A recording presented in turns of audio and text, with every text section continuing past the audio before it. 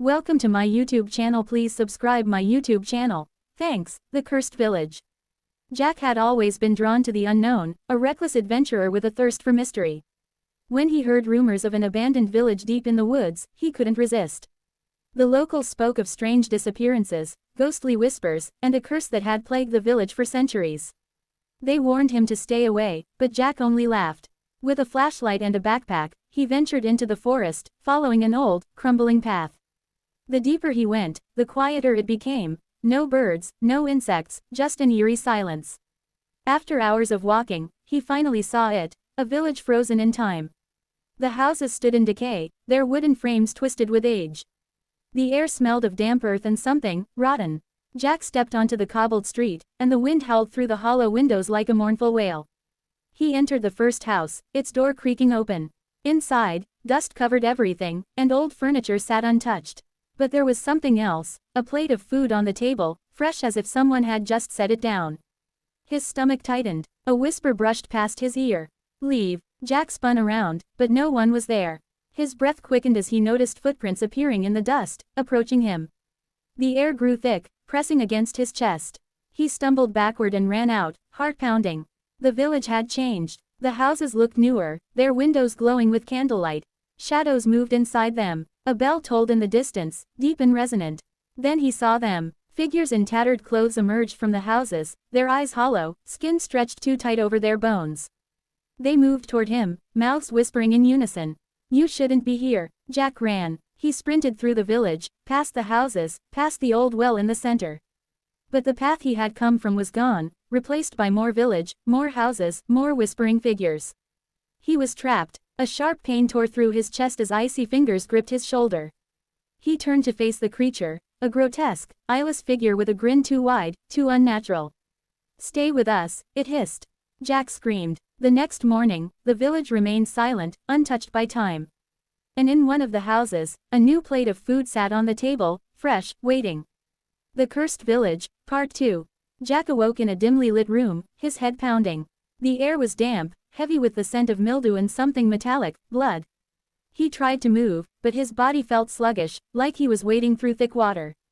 The last thing he remembered was the creature's cold grip on his shoulder, its grotesque grin stretching unnaturally. Now, he was here, trapped. He sat up, his heart hammering against his ribs. The room was unfamiliar, yet oddly familiar, a wooden table with a fresh plate of food, a flickering candle, and a cracked mirror on the wall. Jack's own reflection stared back at him, but something was wrong. His eyes, they weren't his. They were darker, sunken, hollow. A whisper slithered through the air. "Eat." Jack recoiled, scanning the room for an exit. The door was slightly ajar, beyond it only darkness. He had no choice. Slowly, he stood, his legs weak, as if he hadn't moved in years. He stepped forward, pushing the door open. The village had changed again. The houses were pristine, candlelit, and the streets were filled with people, laughing, talking, alive. But their faces, they were the same as the creatures he had seen before. Sunken eyes, stretched grins, their voices too smooth, too synchronized. A woman approached him, her pale fingers reaching out. "Jack, you're home." He shook his head, stepping back. "No, I need to leave." A ripple passed through the villagers. Their smiles faltered, their heads tilting in unison. "No one leaves," they whispered. Jack turned and ran, his pulse a drumbeat of terror. He darted down alleyways, past houses, searching for any sign of escape. But no matter where he turned, the village stretched endlessly. The same buildings, the same whispers. Then he saw it, a small, decrepit chapel at the edge of the village, different from everything else. Its wooden doors hung open, darkness swirling within. He had no choice. He ran inside. The air was colder here, thick with something ancient. At the center of the room stood an altar, and behind it, a massive, blackened mirror. Jack stepped closer, his reflection shifting, distorting. A voice echoed from the depths of the mirror. "You are one of us now." Jack's reflection grinned, a wide, unnatural smile. His own mouth twisted, moving against his will. His limbs stiffened, his body no longer his own. Outside, the village laughed in unison. And on a dining table in one of the houses, a fresh plate of food waited. The Cursed Village, Part 3, The Stranger. The village had remained untouched for decades, perhaps centuries. It was a place outside time, outside reason, where the lost became the damned. But one night, something changed. A stranger entered the village.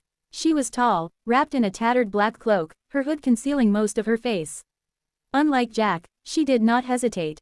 She walked straight into the heart of the village, her boots making no sound on the cobbled streets. The air was thick with whispers, the shadows shifting in recognition.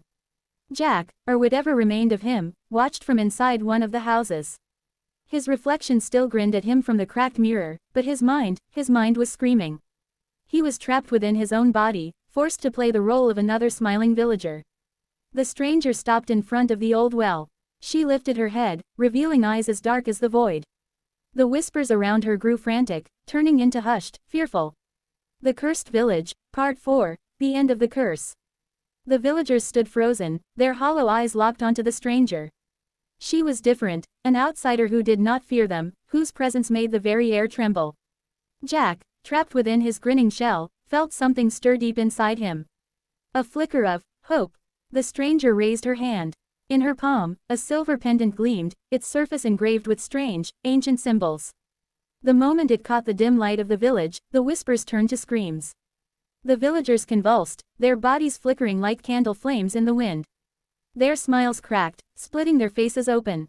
Shadows poured from their mouths, writhing and twisting in agony. Jack fell to his knees, his body burning. The thing inside him, the curse, was tearing apart.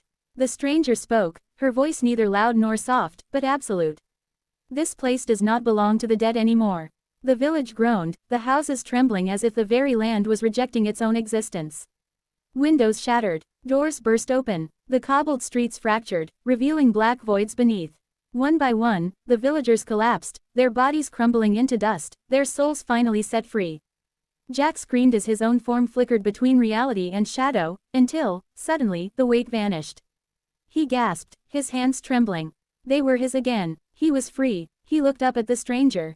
The pendant in her hand now glowed faintly, its job complete. "You saved me," he whispered. The stranger nodded but said nothing.